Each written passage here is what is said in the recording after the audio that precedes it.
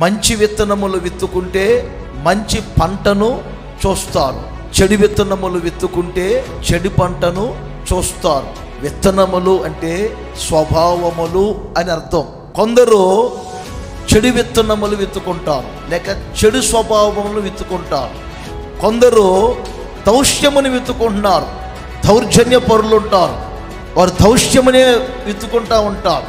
ఇక్కడ కొంతమంది ఏమి విత్తుకుంటున్నారంటే శరీరేచ్ఛలను విత్తుకుంటున్నారు. శరీరేచ్ఛలను విత్తుకున్నవాడు ఏమవుతుంది, ఆ పంటనే కోయును, దాని అంతము మరణం. కాబట్టి నా ప్రియమైన సహోదరులారా, వెనకకు తీయక విత్తుకొనవలసినవి కొన్ని ఉన్నవి. అవి మీరు విత్తుకుంటే వాటి ఫలితాలు మీరు అనుభవించబోతున్నారు. మీరు అన్ని ఆత్మ సంబంధముగా విత్తుకొందురుగాక.